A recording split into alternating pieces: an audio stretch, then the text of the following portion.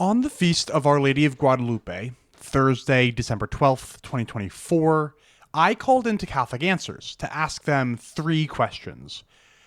I stated that I sided with Catholic historians like Father Stafford Poole, inasmuch as I thought that Juan Diego was a legendary figure, not a historical one. Then I asked, 1, are Catholics committed to believing in Juan Diego?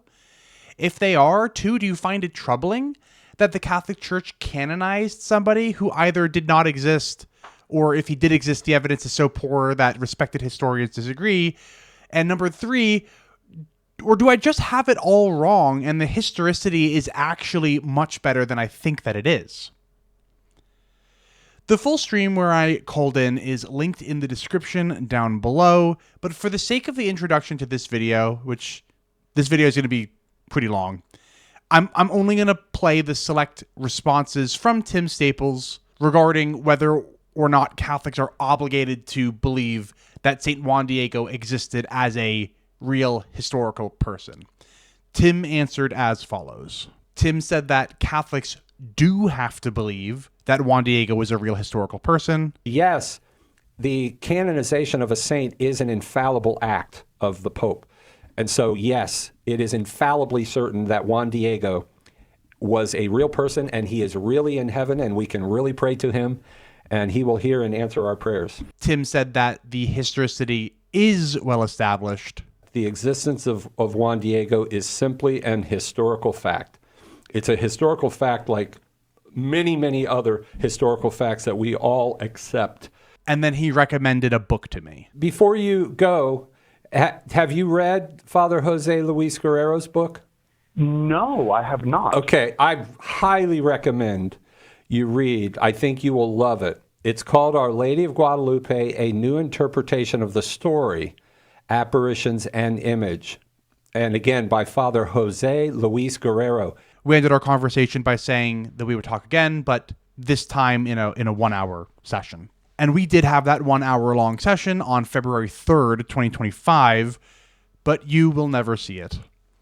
I followed up with Catholic Answers team several times between February 3rd and May 19th, but finally on May 19th, the Catholic Answers team let me know that this episode had been backburnered and that there were no plans for a air date for our conversation.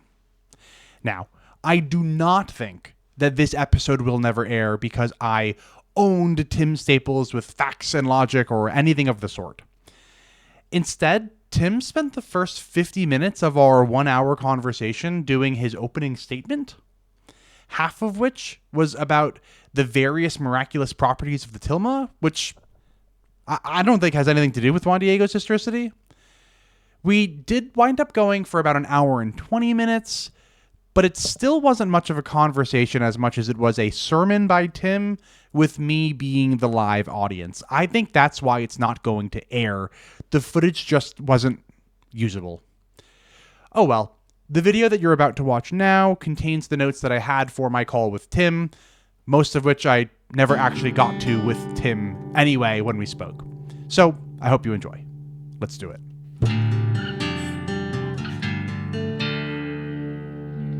So I previously said that I don't think that Juan Diego existed as a real historical person.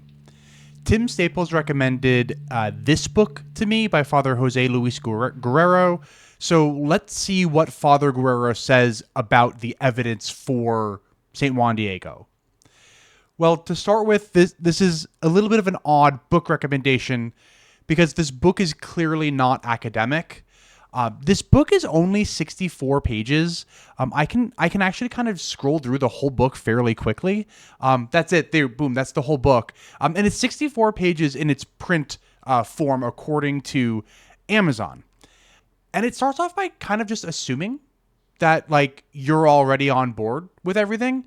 So the prologue starts off by just saying almost 5 centuries ago, it happened on December 12th, 1531, in the heart of the ancient city of Mexico, Tenochtitlan.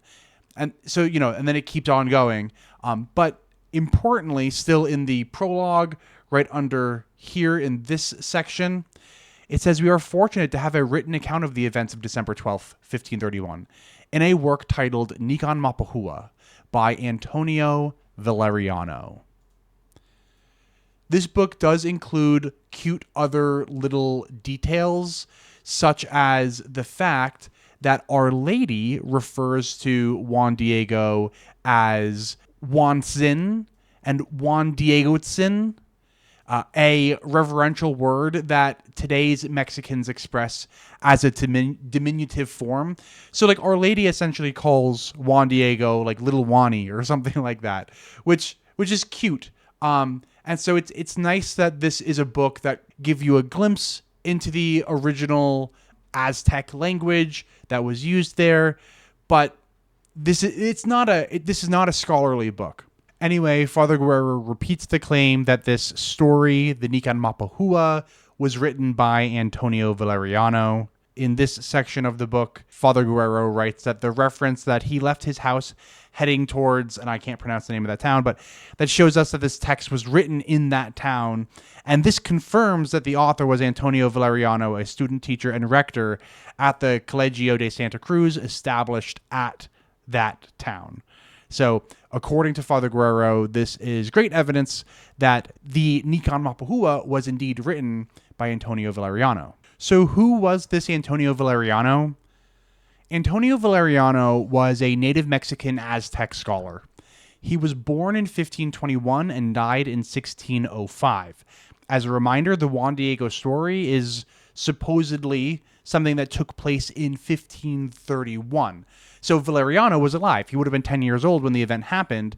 And so he could have been writing his story down within a decade or so of the events themselves, assuming that Valeriano wrote the Nican Mopohua when he was around 20. I mean, even if he wrote it when he was 30, it would have been only 20 years after these events occurred.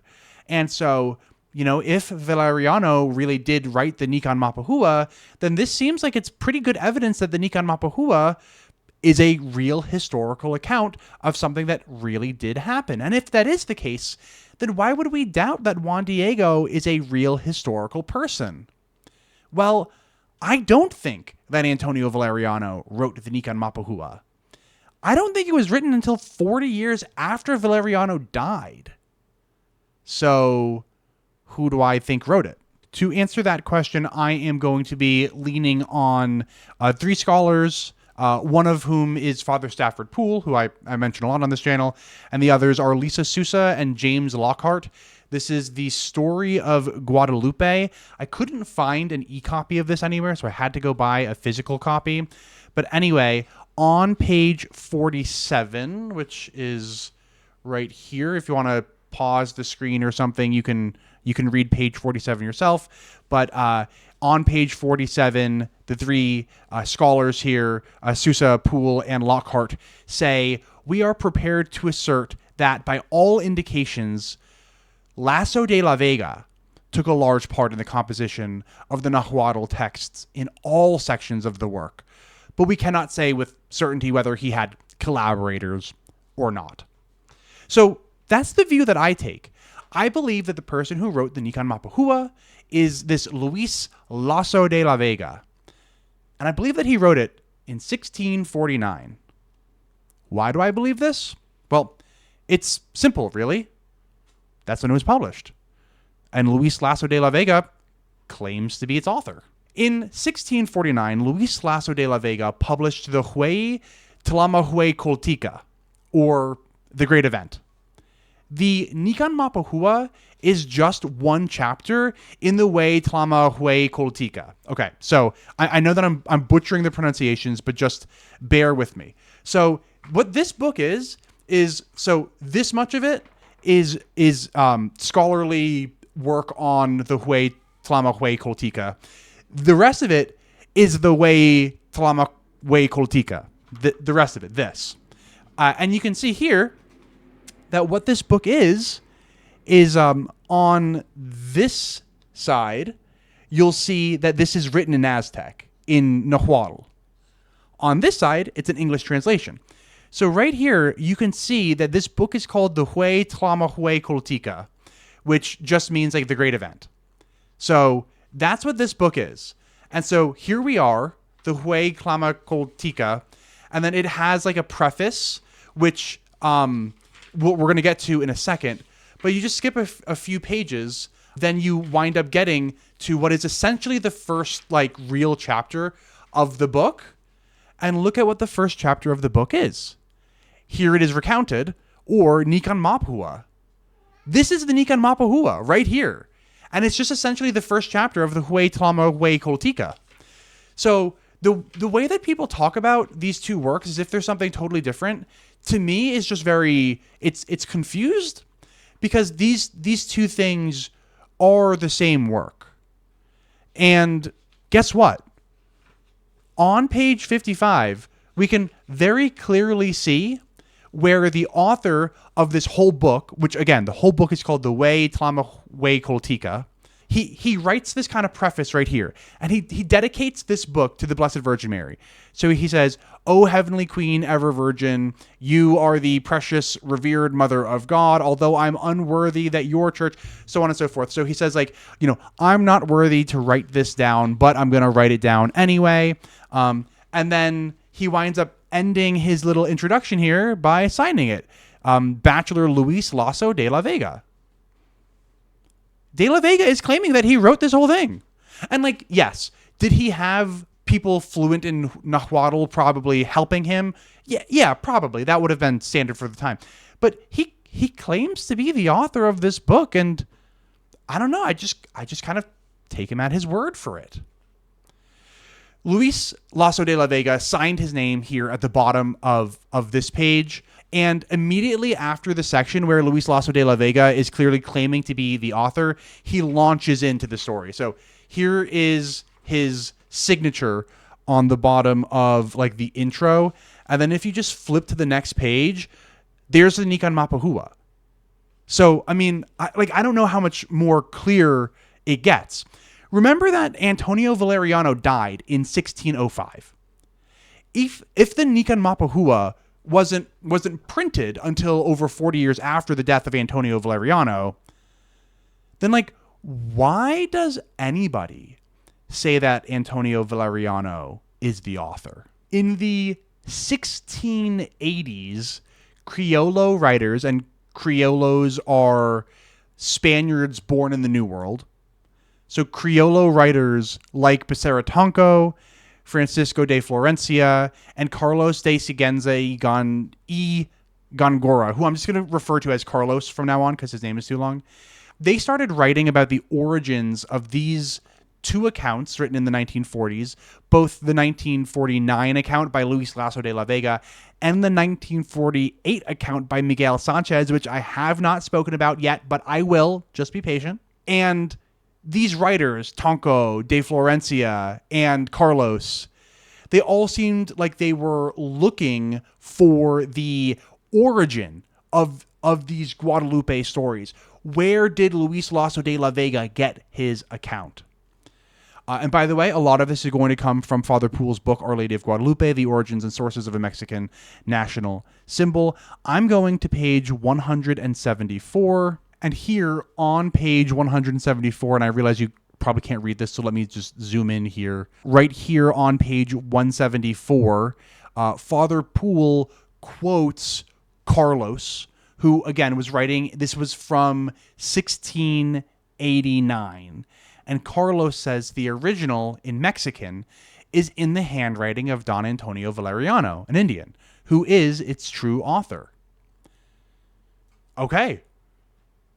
So the original is by Antonio Valeriano. And so does that kind of solve our problem here? Like, okay. In the 1680s, somebody says that this book written in the 1640s, well, the original was actually from the 1550s or something like that. Well, hold on. The original what? Guess what? Carlos is not talking about the Nican Mopohua. He's talking about something else called the Relación. On the very next page, Father Poole makes a very important point. Father Poole writes, "It is important to note that Carlos did not identify this account with the Nican Mopohua. He identified it as the original of the Spanish paraphrase that he lent to Florencia, which the latter said had also been used by Becerra. As has been mentioned, the quotations given by Florencia show that the Relación and the Nican Mopohua were two different accounts. So if Carlos is talking about the Relación when he says the original, not the Nican Mopohua, how did people get this so wrong? How then did Valeriano come to be regarded as the author of the Nican Mopohua? The first indication comes in the early 18th century, when Lorenzo Botterini Beneducci speculated that the Relación mentioned by Carlos is perhaps that which the bachelor Lasso de la Vega printed. And the first person to make a clear attribution was Mexican priest Jose Patricio Fernandez de Uribe in a work called Dissertación Historiocritica, which was written in 1794, but not published until 1801. Okay, I know that this was kind of a lot. So let's back it up. In 1649, Luis Lasso de la Vega publishes Huei tlamahuicoltica, in which the Nican Mopohua is one section. Luis Lasso de la Vega claims to be the author of the whole Huei tlamahuicoltica. In 1689, 40 years after Lasso de la Vega publishes his book and claims to be the author of it, Carlos claims that Antonio Valeriano was the author of the Relación, a totally different book. Then, 40 years after that, in the 1730s, Beneducci writes that perhaps the Relación is the same thing as the Nican Mopohua. Then, in the 1790s, 150 years after Luis Lasso de la Vega publishes Huei tlamahuicoltica, and 260 years after the events that the Nican Mopohua supposedly covers, writers like Father Jose Patricio Fernandez de Uribe claim that the Relación is indeed the same as the Nican Mopohua, and therefore they were both written by Antonio Valeriano. Father Poole, on page 177, writes that the attribution of the Nican Mopohua to Antonio Valeriano has given the Nican Mopohua an importance that it did not have before the 20th century. It is also one of the greatest single errors in the development of the Guadalupe tradition, and in its present form owes more to Cuevas's imagination than to history. And Mariano Cuevas, a Jesuit historian, was born in 1879 and wrote a book about the historicity of Juan Diego in the early 20th century. Cuevas is more or less responsible for the devotion to Our Lady of Guadalupe that you see today, more or less. And I mean, and that's ultimately what wound up with, Juan Diego being canonized 100 years later. So far, I have only presented the quote from Father Poole that the Relación is not the same as the Nican Mopohua, but I haven't gone into why. If you're interested, I can make a short addendum video to address this question, how we know that those two works are not the same. But for now, let's just grant that the Relación is not the same as the Nican Mopohua. So what? Doesn't that mean that we have an account that is at least similar to the Nican Mopohua, written by Antonio Valeriano in the 1540s or so, only a decade or two after the apparition? Who cares if the Relación and the Nican Mopohua are both accounts of the Juan Diego story and they're just a little different? Who cares, right? Well, not so fast. First of all, there are no known copies of the Relación around today. This whole matter is quite complex. Further confusion arises from the failure of Tonco, Florencia, and Carlos to publish, quote in its entirety, or give an accurate description of the Relación. Their descriptions are inconsistent and contradictory. What they ask of their readers is an act of faith in an unseen and unpublished document. In the view of the importance of the Guadalupe tradition, it is incredible that they did not publish the Relación, whatever it may have been. It was unknown to all but two writers in the 18th century, and no trace of it remains today. And why was such a vital document allowed to disappear without copies or duplicates? What conclusions, then, can be drawn from all of this? First, Tonko, Florencia, and Carlos testified to the existence of a Nahuatl account of the apparitions, but they did not identify it clearly or publish it, and except for Florencia, did not quote any part of it. Second, the relacion quoted by Florencia from a paraphrase lent him by Carlos was not the same as the one used by Tonko. And three, neither this relacion nor the one mentioned by Tonko was the same as the Nican Mopohua. 4, although Antonio Valeriano may have been responsible for transmitting an oral tradition, as Tonko asserted, he was not the author of any written relacion. And 5, Valeriano was not the author of the Nican Mopohua. If you can't tell, Father Poole is quite frustrated by all of this. Florencia and Carlos are two of the most influential writers in the history of the Guadalupe tradition. In particular, they laid the foundation for Valeriano's authorship of the Nican Mopohua, an authorship that is widely accepted today. Yet careful analysis shows that this is not the case. Like Sanchez and others before them, they had a maddening propensity for referring to documents that only they had seen, and they did not see fit to describe in detail or reproduce. Their testimonies were not clear, and in the long run, only added to the confusion that surrounds most Guadalupan documentation. So when we actually look at the evidence, we have the Nican Mopohua being established as one chapter in a book published in 1649 by Lasso de la Vega, over 100 years after the events that they narrate supposedly happened. And he claims to have written this book too, so he's not trying to pull a fast one on anyone.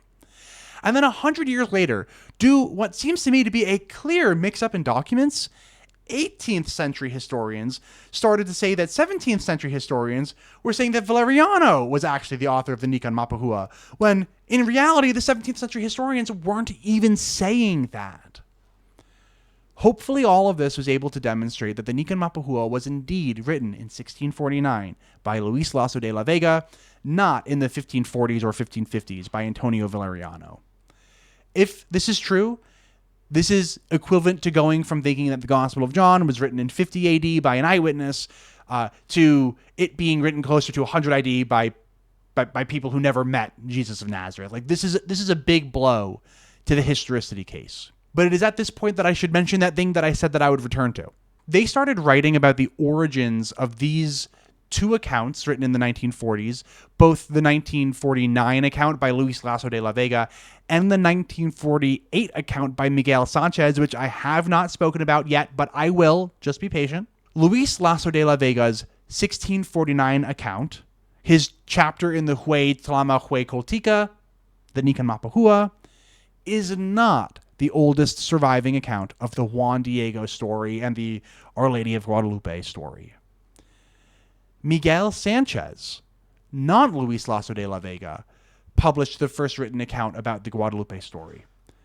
Sanchez's work is known as Imagen de la Virgen María Madre de Dios Guadalupe, and it was published the year before Luis Lasso de la Vega's work, in 1648. Sanchez himself claims to have studied the matter for more than half a century.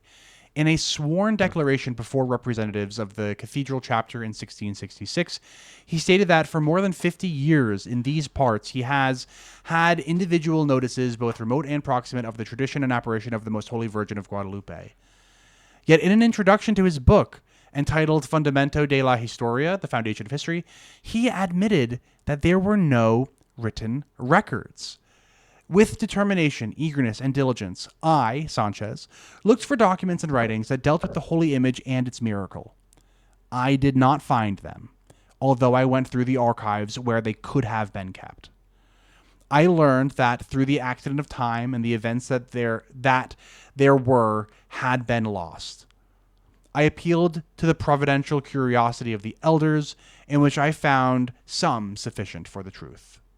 Not content, I examined them in all their circumstances, now confronting the chronicles of the conquest, now gathering information from the oldest and most trustworthy persons of the city, now looking for those who were said to have been the original owners of these papers, And I admit that even if everything would have been lacking to me, I would not have desisted from my purpose when I had on my side the common, grave, and venerated law of tradition, ancient and uniform and general about that miracle. So Father Poole points out that Sanchez is distressingly vague when referring to his sources. He's referring, I think, mostly to just these elderly people who he interviewed. But importantly, Sanchez could not find the Nican Mopohua that supposedly existed for decades already. When he wrote his account of the Guadalupe story in 1648, the year before the Nican Mopohua was included in Luis Lasso de la Vega's account. Under the Valeriano authorship theory, this makes no sense at all. If Valeriano had written the Nican Mopohua, some decades prior, right, in the 1550s or something like that, then how come when Sanchez spent 50 years looking for it, he couldn't find it? And then in 48, he publishes his account, which is just pretty much the summary of oral traditions. And then the next year, Luis Lasso de la Vega publishes the Nican Mopohua. That makes no sense if the Nican Mopohua had existed for decades by this time. But it makes perfect sense under the theory that the Nican Mopohua was written by Lasso de la Vega, like he claims. In 1665, Miguel Sanchez published a devotional book called Novenas de la Virgen Maria, Madre de Dios, para sus devotísimos sanctuarios de la Remedios y Guadalupe.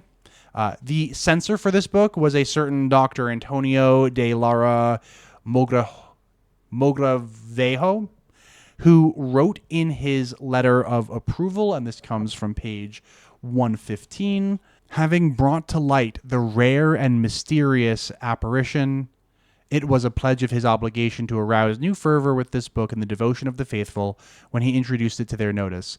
The history of the apparition of Guadalupe cost him much hard work. Traditions and fragments, weakened by the forgetfulness of time and the scant curiosity of the ancients, always puts the truth at risk, even though his learning made it so clear that he achieved his purpose easily. So, I mean, this is a admission. This rare and mysterious apparition, was it really so rare and mysterious? It doesn't make sense to call it rare if the Nican Mopohua had been written in the 1550s, like 100 years before Sanchez wrote his story. But assuming that it wasn't written in the 1550s and it was actually written in 1649 by the guy who claims to have wrote it, then this makes total sense. This seems to me to be a clear admission that the story of Juan Diego, as told in the Nican Mopohua, was unknown prior to 1648. It was unknown prior to the publication of Sanchez's work. But it's not only the silence that Sanchez speaks to that makes me doubt the historicity of these events. It's also the complete silence from Bishop Zumarraga. From page 37, there is no mention of the apparitions, the devotion, or the shrine in any of Zumarraga's surviving writings.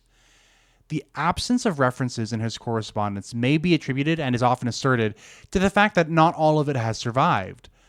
On the other hand, his failure to mention it in his will is significant. A Spaniard of the 16th century who had founded a chapel or had a special devotion to it would ordinarily leave a legacy or set up a foundation of masses. It was also customary to arrange for the appointment of a resident priest or chaplain, often a family member. The two principal institutions that benefited from Zumarraga's charity were the Friary of San Francisco and the Hospital del Amor de Dios, both in Mexico City. Prior to his death, he gave money to establish a Franciscan hospice in his native city of Durango. In his will, he also left personal items to the Metropolitan Cathedral and to some convents. Never, however, did he mention Guadalupe, nor did he ask to be buried there. Though the chapel, according to a report made in 1570 by Antonio Freire, the chapel's chaplain was supported by a combination of alms and endowment, there is no evidence of this in Zumarraga's will, and no indication of the right of appointment for the chaplain. All of this does not accord with the tradition that he received and obeyed the Virgin's command to build that first chapel. I think I've made my point. But before we wrap up, I should mention that the supposed mid-16th century copy of the Nican Mopohua, so Remember that my whole claim is that the Nican Mopohua was written in 1649. So if we found a copy that's from before 1649, then, I mean, that would destroy my theory. And guess what? We need only go to Wikipedia to find evidence of a mid-16th century copy of the Nican Mopohua. Here on the Wikipedia page for Juan Diego, we can read in the historicity debate section, the debate over the historicity of Juan Diego and by extension the apparitions and miraculous image begins with a contemporary to Juan Diego named Antonio Valeriano. Valeriano was one of the best Indian scholars of the College of Santiago de whatever at the time that Juan Diego was alive. He was proficient in Spanish and Latin and a native speaker of Aztec. He's traditionally considered the author of the Nican Mopohua, which narrates the apparitions of Our Lady of Guadalupe at Tepayac in 1531. A copy of Valeriano's work dating to around 1556 was rediscovered by the Jesuit priest Ernest J. Burris in the archives of the New York Public Library. So there you have it. If indeed a copy of the Nican Mopohua was dated to 1556, then there's no way that it could have been written in 1649 by Luis Lasso de la Vega, because De la Vega was born in 1600. So this thing would have been written like 45 years before Lasso de la Vega was even born. Well, it turns out that this Jesuit priest, Ernest J. Burris, he became a professor, and one of his students was a certain Father Stafford Poole. Father Stafford Poole was well aware of Father Burris's work, and he included this supposed 16th century copy of the Nican Mopohua in the book that we've been quoting from this whole time. Ernest Burris believed that the manuscript dated from the mid-16th century, and that, if not the original, it was at least a copy of it, thus making it the oldest existing copy of the Nican Mopohua. The paper, the watermarks, the spelling of the words, the form of the individual letters, and the expressions of the language are all characteristic of mid-16th century Spanish-American documents, as anyone can ascertain from a careful comparison with dated writings from the same area. Deserving particularly notice are the letters B, H, C, the initial RR, and so keep in mind that he's talking about B's and he's talking about RRs. Father Poole says that these assertions are confusing. Burris seems to be referring to the Spanish rather than the Nahuatl document. The letter B, which does not exist in Nahuatl, occurs in the manuscript only in Spanish loanwords, and there is nothing distinctively old in the way that it is written. The same is true of the letter R, which also does not occur in the Nahuatl, and RR never appears in the document at all. Similarly, there is no notable difference in the wording between this document and the second copy, which is considered in the next paragraph.